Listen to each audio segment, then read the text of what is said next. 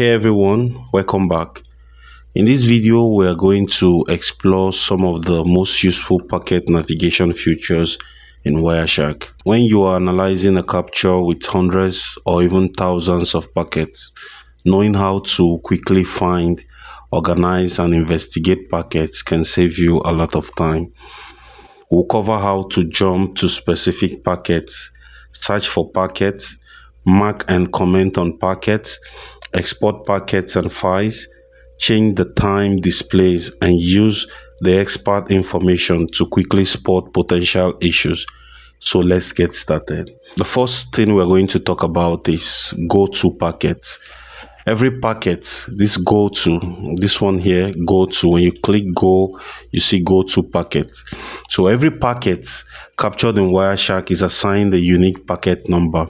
This makes it much easier to navigate through large packet captures and return to a specific point during investigation. If you already know the packet numbers you're looking for, so you simply go here, you click on go to packet, you click it, then you can just put the number you want to put.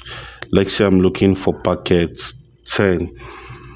So when you put 10, you click on go to packet. As you can see, we're on packet 10, and here in packet 10, when you go down to the frame, you're going to see it's still this packet 10. As you can see, the frame here, it's packet 10.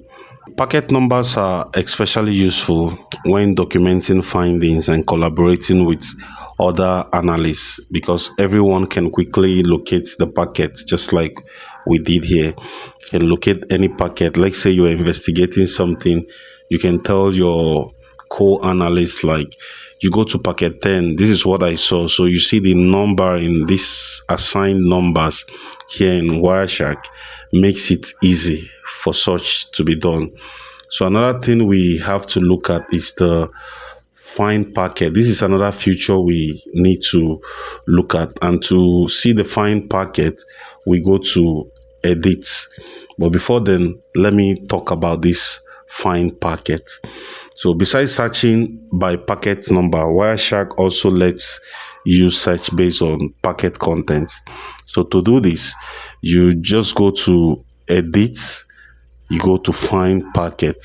So here in the packet, you click it. So here you can search using several input types, including the display filters. When you click here, you're going to see the display filter, the hex value, the string, the regular expression. In most cases, you'll probably use the string or the reg expression. This is the most you're going to use most of the time.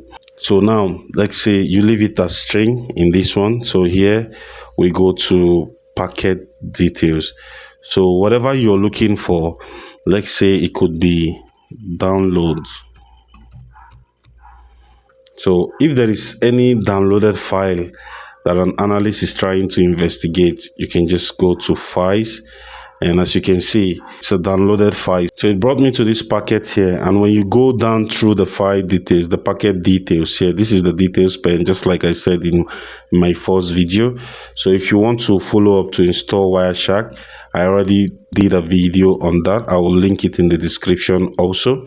So you can see there is a download.html file here. So another important thing I want you to know is Wireshark allows you to search within the packet list. So you can search here, but you need to put the right thing you're searching for. So if you put the wrong information, it's not going to get you anything. So if you search for the wrong pin, maybe here, instead of going for packet details, you went for packet list, you're not actually going to get what you're looking for. So another useful feature we have in Wireshark is the packet marking. So this is another useful feature. Sometimes you come across a packet that you want to investigate later. So instead of trying to remember its number, you can simply mark it. And to do this, you either right click, let's say this packet 5, I can right click and mark it. You can unmark the packets that you want to unmark, and mark it also. You can mark and unmark the packets. There is also another way to do this. You can do this through the edit menu. When you go to edit, you can see mark. You can mark the packet. After you've selected it, you can mark and unmark the packet. So as you can see, marked packets are displayed in black colors or darker colors, making them easy to identify regardless of the normal coloring rules. Keep in mind that packet marking only exists for the current section. Once we close this section now, let's say we marked a file, when we open it again, that marking will not be there. The next thing we need to talk about is the packet comments. If you need something more permanent, use packet comment. For example, let's add a comment to, let's say, packet 12. Let's add a comment to packet 12. So you can either right click and go to packet comments. So in packet 12, there's already a comment there. So you can add new comment, or you can even edit or even delete the comments. You can delete comments. You can delete the packet comments that is already there. Let me go to edit. So as you can see, demo comment test. So let me go to OK. When you go down here in the packet details, you're going to see it here. As you can see, this is the comment, right? This is demo comment test, just like you saw there. You can also access the comments, the packet comment in here, edit. Then you scroll down to packet comments. This is still the same thing that we did when we right clicked. Comments are great for documenting suspicious activities. So leaving note for yourself or sharing important findings with other analysts. Unlike packet marking, the comments are saved with the captured file.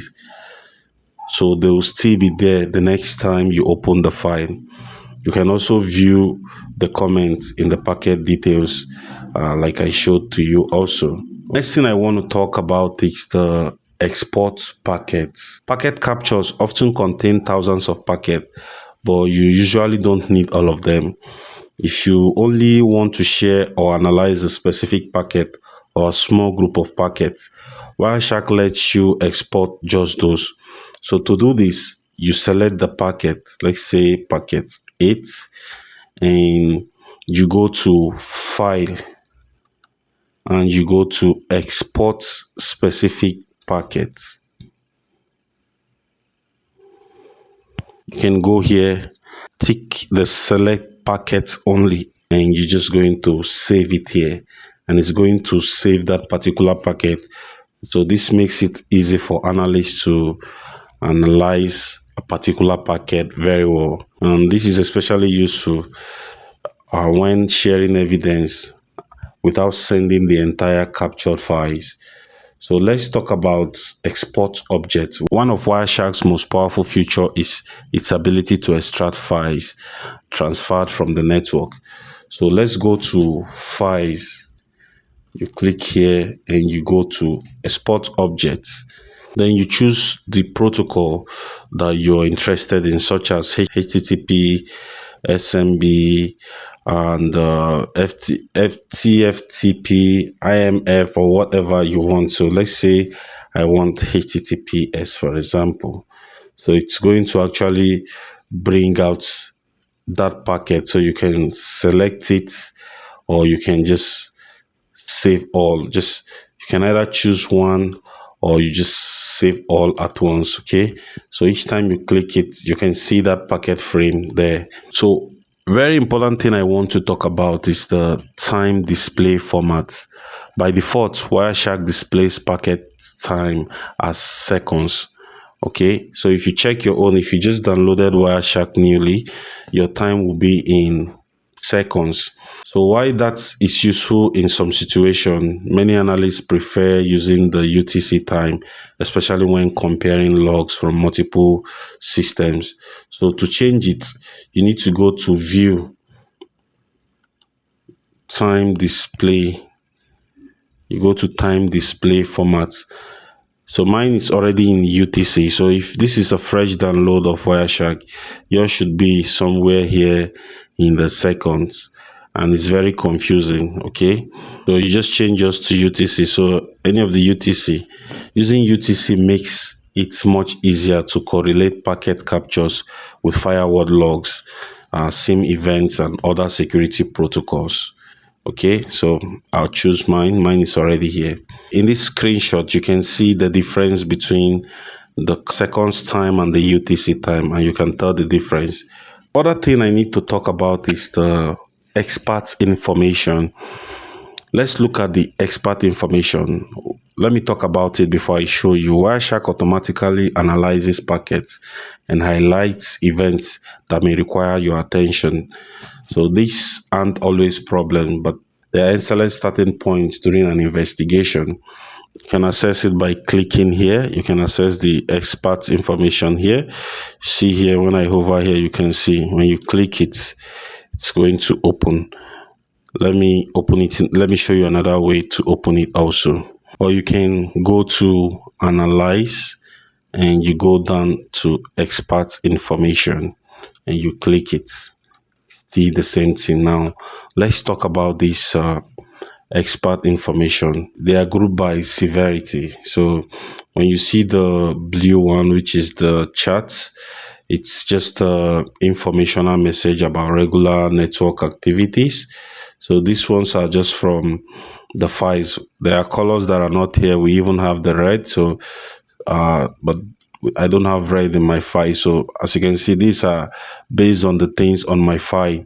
Blue is just informational. So this cyan color here, these are for notable events such as application errors. So we have the yellow color. The yellow color is warning. It's a potential issue or unusual behavior that may need investigation. So we don't have the red here. So if you, in your own file while analyzing it, you have the red color, that's a serious problem like malfunction packets or protocol error. So you need to remember that expert information provides suggestion rather than definitive conclusion. So always verify the findings before your analysis.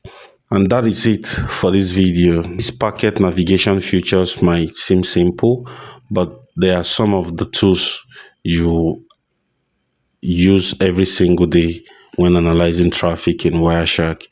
If you found this video helpful, don't forget to like, subscribe, and share, and turn the notification on so you don't miss future tutorials. I'll be releasing more videos covering Wireshark, packet analysis techniques, and other tools that every SOC analyst should be familiar with. Thanks for watching. I'll see you on the next one. Peace out.